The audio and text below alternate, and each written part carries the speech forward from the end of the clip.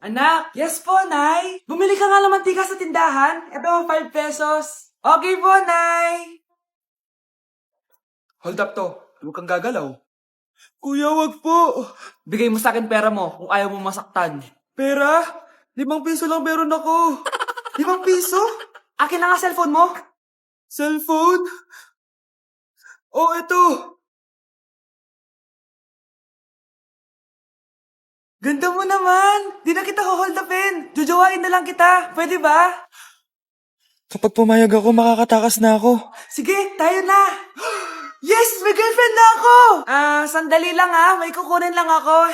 Sige, babe, take your time. Few moments later. Ayan! Siya yung nag-hold up sa akin! Huy, halika dito! Aarestuhin na kita! Arestuhin? Pero jowa ko yan! Huwag ka lang magpaliwanag! Sumama ka na sa akin sa presinto!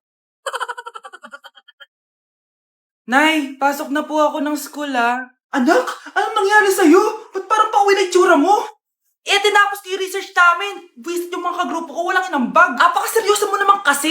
Wala ba sa New Year's resolution mo yung mag-enjoy? Mag-e-enjoy lang ako pag ako yung top 1 sa klase namin. Sana, sa pagiging fresh, top 1 ka din. Che, alis na nga ako. A few moments later. Tabi tayo Haray, guys, tingnan niyo TikTok ni Crystal ang fresh. Wow, pati pa si Crystal ang fresh. Parang hindi siya na-stress nung bakasyon. Ano si Babe? Epekto ba yung walang jowa? Anong nangyari sa akin? Di ba ginawa ko yung research natin? Yung visit na to? Ha? Di naman kayo nag-aambag, di ba? O Babe, ba't naman nagdadabog ka dyan? Baka gusto ko isumbong kita kay man. Ikaw kaya? Isumbong kita sa nanay mo. Di ba bagsak ka sa lahat ng subject, ha? Kumalma ka. Totoo ba to? Lumalapit sa akin si Crush. Magkakajowa na ako. Hi po. Hello. Salamat pala sa pagpapakopya sa akin, ha? Ang taas ng score ko. Wala yun. Basta ikaw. Matalino ka sana, kaso ganyan na tsura mo. Iloso po, sumbatero, number 2, mukhang tosino. Sino nag-aaway? Eto, gamitin mo to. Sikreto to ni Crystal kaya nag-glow up siya. Garnier Anti-Acne Serum. Psst, be, totoo ba yan? No bumps, pimples, and acne marks? Mag-glow up na ako! Oo, be, ito, try mo na. Ito na ang simula ng aking pagbangon. From breaking out to breaking free. Tay, na.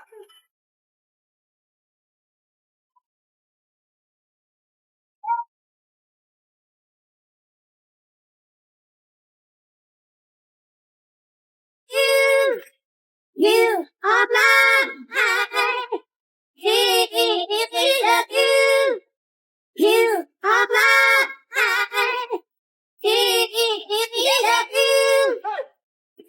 Ang galing ko talaga sumayaw. Marunong po pala kayo sumayaw, Nay. Kyle?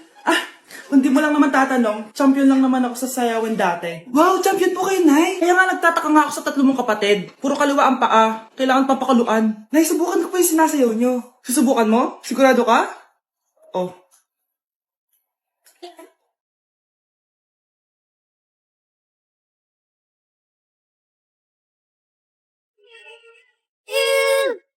You are blind. You are blind.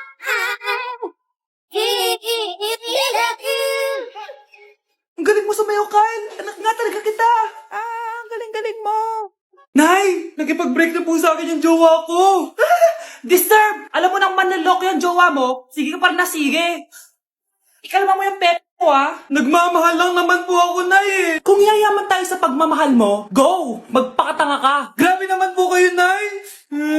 A few moments later. Bakit ba kayo iniwan, Joshua? Joshua! Anak, di ba heartbroken ka? Meron akong binaling CD sa Quiapo. Pakinggan mo, anak, ha?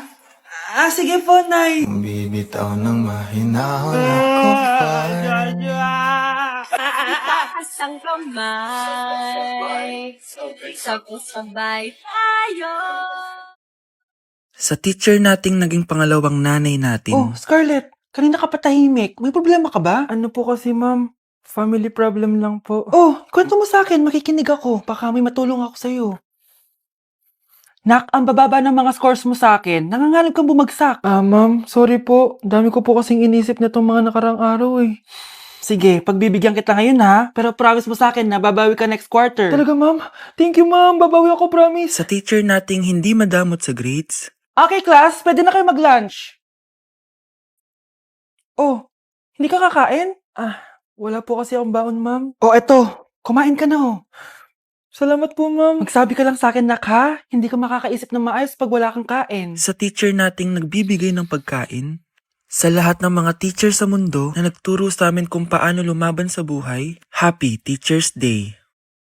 Sana all may jowa! Uy, pre, tara mag-mall tayo. Oh, ano gagawin natin sa mall? Hanap tayong jowa doon. Balita ko maraming tao eh. For sure, makakaharap tayo. Magandang idea yan, ah. Tara, mag-mall tayo. Tara na. Few moments later. Ayun na, nasa loob na tayo ng mall. Ang daming ang tao. Oh, bibigyan kita ng 1 oras. Dapat pagbalik natin dito, meron na tayong jowa. Sige, tara na. Hanap ako dito sa Tom's World. Yan. Ate. Pwede ka bang jowain? Ay, grade 7 ka pa lang. Sige.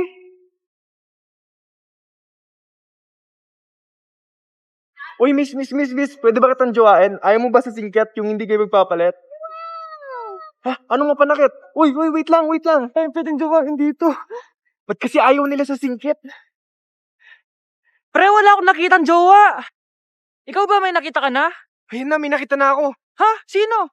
Ayun o, nasa harap ko. Pre, Kawawa ka naman, be. Nireject ka ng crush mo. Ang pangit niya kasi. Tara na nga, baka mahawa pa tayo sa kapangitan niya. Humanda kayo sa akin. Maghihiganti ako sa inyo. A few moments later. Sorry guys, I'm late. Sino yan? May bago ba tayo kaklase? Be, si Scarlett yan. Oh, hi. Ako nga pala yung sinabihan yung pangit dati. Boyfriend niyo ba yung mga nandun? Sabi kasi nila, ang ganda ko daw. Ikaw yan, Scarlett? Hindi pwede. Paano nangyari to? Magpaganda ka na rin, be. Baka habulin ako ng boyfriend mo. Bahala ka. Bye. Uy, Scarlett, ang ganda mo na. Anong sikreto mo? Maligo din kasi kayo, be. Hala, di ba siya yung nag-reject sa kanya dati? OMG. Sorry nga pala sa nasabi ko sa'yo dati, pero sure na ako ngayon na gusto kita. Eto, para sa'yo. Okay.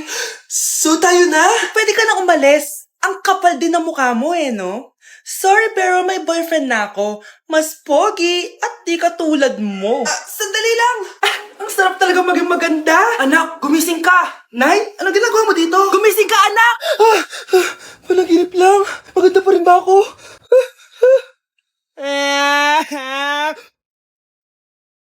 Anak, kailan mo ako papakilala sa girlfriend mo? Nay, wag po kayo magagalit. Girlfriend ko po kasi yung anak ng kapitbahay natin.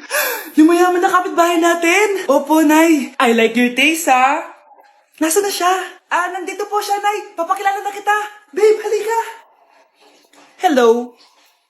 Ikaw pala yung girlfriend ng anak ko. Anong pangalan mo? Ako si Kendall, ang pinakamayaman at pinakamaganda dito sa barangay nyo. I like your confidence. By the way, kumain ka na ba, Iha? Hindi pa. May masarap ba kayong pagkain dito? Oo naman, masarap ako magluto. Tara, kain na tayo. Ito, kain na tayo. Sarap. Yuck! Disgusting! Ang pangit na lasa! Lasang... Grabe ka naman! Nagsisisi akong pumunta pa ako dito!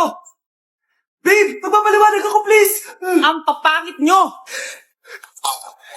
Tita! Bastos ka ha! Ikaw na nga binibigyan ng pagkain! Nag-iinarte ka pa!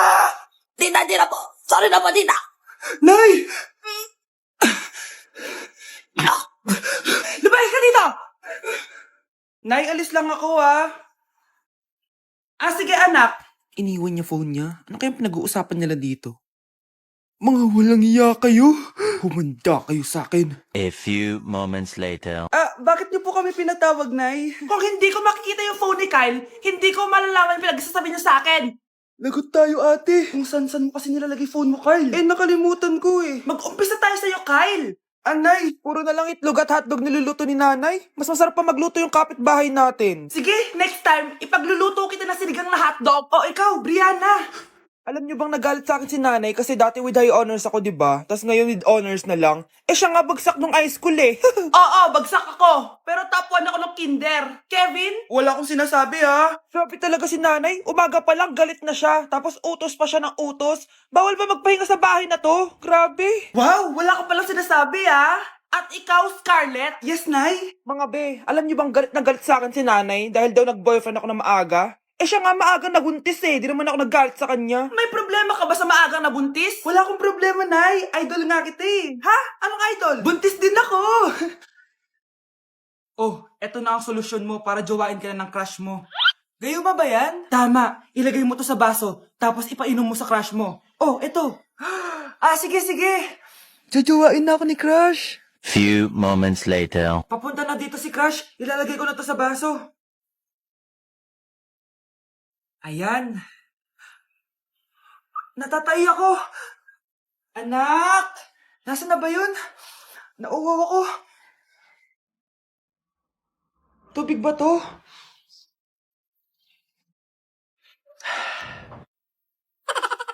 Ano yan, Nay? Ang gwapo mo naman! Jajawain na kita! Nay, napapano ka? Pakis nga! Nay! Andito na ako!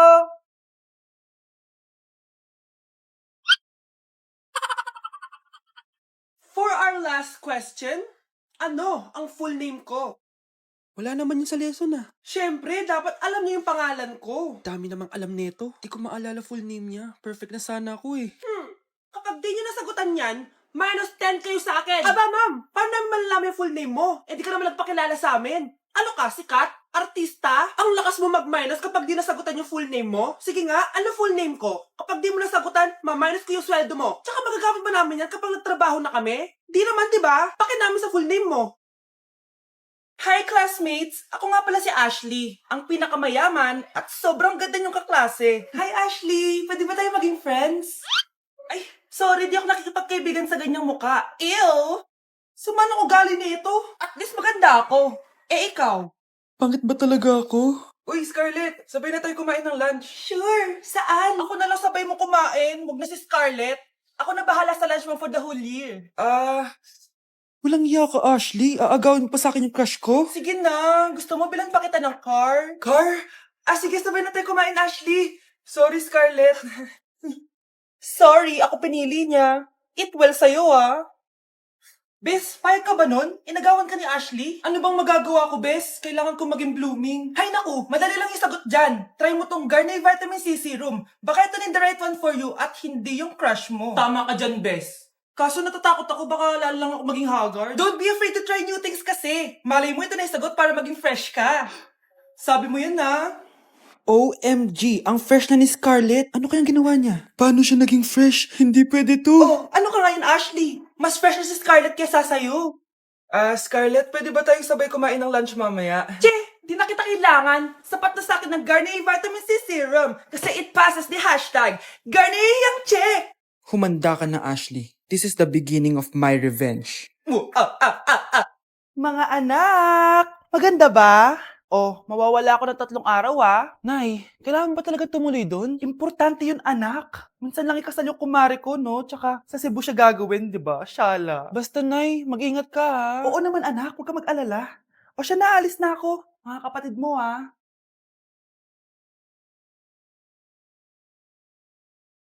Saan yung wallet ko? Ay, kuya! Balik tayo sa bahay. Nakalimutan ko yung wallet ko. Ano ba yan? Maliliit na ako. Ano ba yan? Ano ba yan? Oras na. Mabuhay, ma'am. Welcome to Air Philippines. How can I help you? Ay, miss. Dito po ba yung flight VD415? Yes po, ma'am. Check ko lang po. As per dito, ma'am, nakaalis na po yung aeroplano. Ha? Hindi ako pwede malit sa kasal na kumari ko. Kailangan ko umabol. Ma'am, kailangan niyo po ulit mag-rebook ka. So, ang next available flight is bukas pa po, ma'am. Ano ba yan? Gawin mo ng paraan. Diyos ko, sayang lang pera ko.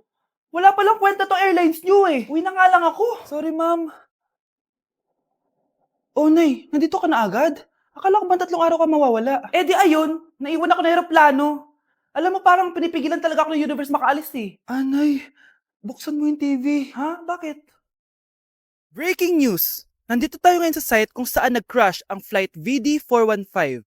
Ayon sa mga otoridad, walang nakaligtas sa mga pasahero nito. Kaya pala, kung nakasakay ako dun sa aeroplano na yun, patay na ako ngayon.